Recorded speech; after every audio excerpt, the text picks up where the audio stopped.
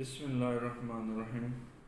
آج ہم فلاسفی کے متعلق تھوڑا سا پڑھتے ہیں۔ پہلے بھی ایک دن تھوڑا سا پڑھا تھا کہ انسان کیا ہے، انسان کی ڈیفینیشن کی تھی۔ تو آج ہم پڑھتے ہیں کہ کوئی بھی انسان بیمار نہیں ہوتا اور نہ ہی بیمار پیدا ہوتا ہے۔ اب اس میں سوال یہ پیدا ہوتا ہے کہ جو بچے اب نارمل پیدا ہوتے ہیں وہ کیوں ہوتے ہیں؟ پھر جب انسان بیمار پیدا نہیں ہوتا تو وہ کیوں پیدا ہوتے ہیں؟ یعنی معذور بچے جو پیدا ہوتے ہیں وہ کیوں ہوتے ہیں؟ دوسری بات یہ ہے کوئی بھی بندہ بیمار نہیں ہے، لیکن یہ جو بیماریاں پھر یہ کہاں سے جنم لیتی ہیں، کیسے آتی ہیں، کیوں آتی ہیں؟ ان سوالوں کے جواب میں کچھ عرض کروں گا۔ پہلے ہم کہتے ہیں کہ بچے معذور کیوں پیدا ہوتے ہیں۔ دراصل ان کے پیچھے جیسے ہمیں وراثت میں کچھ چیزیں ملتی ہیں، والدین سے، دادا دادی، نانا نانی کی طرف سے، جائیداد میں سے، پراپرٹی میں سے، ان کے حصے میں سے کچھ ہمیں بھی ملتا ہے، حصہ ہمیں آتا ہے، ایسے ہی کچھ بیماریاں وراثت میں ملتی ہیں۔ دادا دادی کی طرف سے، نانا نانی کی طرف سے، والدین کی طرف سے، یا اور اس طرح وراثت میں سے کچھ چیزیں ہمیں ملتی ہیں، بیماریاں بھی۔ دوسرا سوال کا جواب، جو بعد میں بیماریاں آتی ہیں وہ کیسے آتی ہیں، کیوں آتی ہیں، بندہ کیسے بیمار ہوتا ہے، انسان جب پہلے نارمل پیدا ہوتا ہے بعد میں کیوں بیمار ہوتا ہے، اس کا بھی انشاءاللہ تھوڑا سا تفصیلی بیان کریں گے، بتائیں گے۔ سب سے پہلے ہمارا سوال یہ چل رہا تھا وہ کیوں اب نارمل پیدا ہوتے ہیں۔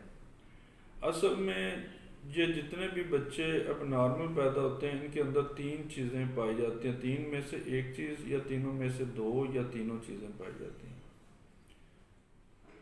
ٹی بی کا اس کے اندر مزاج پایا جاتا ہے، وراثت میں اگر کسی خاندان میں ٹی بی چل رہی ہے تو وہ اس کو کنورٹ ہو جاتی ہے، وراثت میں مل جاتی ہے۔ اگر کوئی ان میں سے والدین، بہن بھائی، یعنی پیچھے دادا دادی، نانا نانی میں سے کوئی بندہ سوزاک کا ہے، پیشنٹ ہے، یا سوزاک کا مریض رہا ہے، یا اس کے اندر کوئی سوزاکی مادہ پایا جاتا ہے تو وہ آگے کنورٹ ہو جاتا ہے۔ اس کے بعد سفلیٹک، جسے ہم آچھک کہتے ہیں، اگر یہ مادہ کسی کے اندر پایا جاتا ہے تو وہ آگے کنورٹ ہو جاتا ہے۔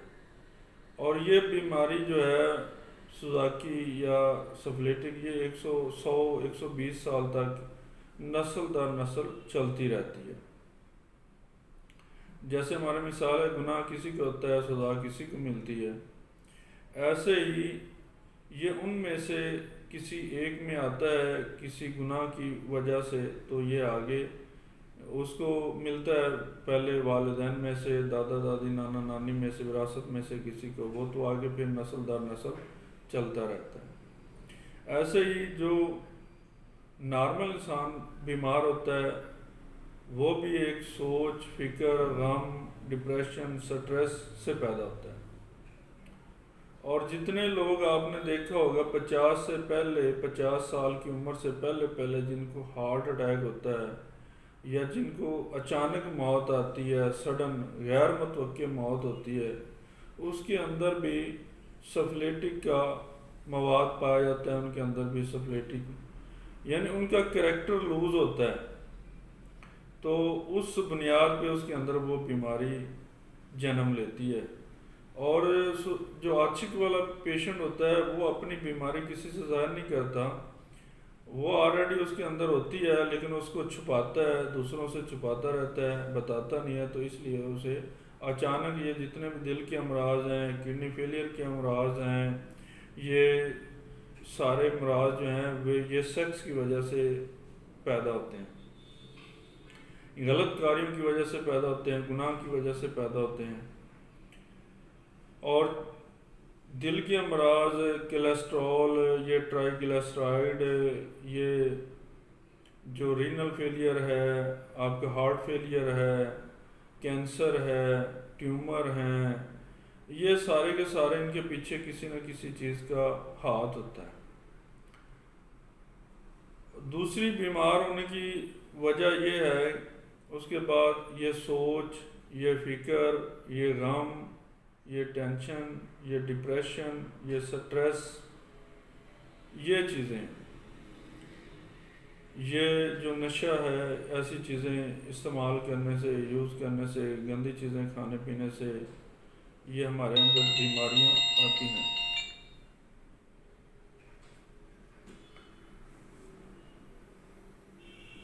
تو اس کی مثال یہ سوچ، غم اور فکر یہ کیسے ہمارے اعضاء پہ اثر ڈالتا ہے کہ دیکھیں آپ اس کی چھوٹی سی ایک مثال دیتا ہوں کہ ایک نارمل انسان بیٹھا ہے، لیکن وہ اچانک ڈر گیا، خوف زدہ ہو گیا، تو اس خوف زدہ ہونے کی وجہ سے، ڈرنے کی وجہ سے اس کی ہارٹ بیٹ جو ہے، دل کی دھڑکن تیز ہوگی، اس کا جسم کانپنا شروع ہو گیا، اس کو ٹھنڈے پسینے آنے شروع ہو گئے۔ تو دیکھیں اب وہ ڈرا تھا نا اچانک، لیکن کتنے اثرات اس کے جسم پر پڑے ہیں، کن کن اعضاء کے اندر تبدیلیاں آئی ہیں۔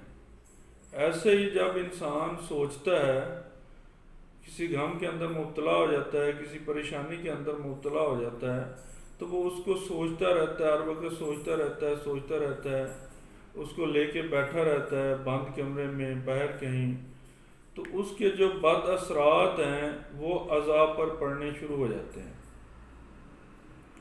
جب اعضاء پر پڑتے ہیں تو پھر وہاں پہ ٹیشوز کی تبدیلیاں آ جاتی ہیں، ٹیشوز کے اندر تبدیلیاں آ جاتی ہیں۔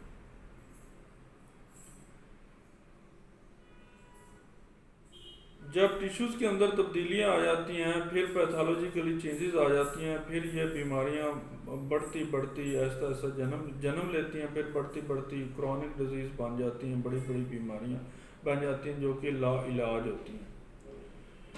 اس لیے ہمیں ان ساری چیزوں کو پہلے مد نظر رکھنا ہے کہ یہ بیمار کیوں ہوا، کیسے ہوا، اس کے پیچھے کس چیز کا ہاتھ ہے بیمار ہونے کا، اس کارن کو، اس وجہ کو، اس ریزن کو ہم نے ڈھونڈنا ہے۔ جب وہ ہم تلاش کر لیں گے تو وہ ہم بچے جو اب نارمل پیدا ہوئے ہیں وہ بھی 80-90% انشاءاللہ کیور ہو جائیں گے، ان کو بھی ریلیف ہو جائے گا، وہ تندرست ہو جائیں گے، صحتیاب ہو جائیں گے۔ جو بعد میں بیماریاں ہمیں لگی ہیں، کولیسٹرول کی، ٹرائیگلسرائڈ کی، ہارٹ کی، رینل فیلئر کی، لیور کی، سٹمک کی، جتنی بھی یہ بیماریاں ہیں، شوگر کی، یہ بھی کیور ہو جائیں گی۔ تو اس میں بیمار ہونے کی وجہ کو ہم نے تلاش کرنا ہے، کیونکہ انسان کوئی بھی بیمار نہیں ہوتا، بیمار اس وقت ہوتا ہے جب وہ گناہ کرتا ہے۔ جب وہ گناہ کرتا ہے تو اس گناہ کی بدولت وہ انسان بیماریوں کے اندر چلا جاتا ہے۔ تو اس لیے ہمیں سب سے پہلے ان چیزوں کا جو ہے وہ تلاش کرنا ہے، ان چیزوں کو دیکھنا ہے۔ تو اس لیے کوئی بھی بیمار ہونے کی جو ریزن ہے وہاں پہ یہ ساری چیزیں تلاش کر کے ہم نے اس کو ٹریٹمنٹ کرنا ہے، اس کا علاج کرنا ہے۔ یہ تھی آج فلاسفی، تو کل آگے پڑھیں گے انشاءاللہ نیکسٹ ٹائم۔ اوکے، اللہ حافظ۔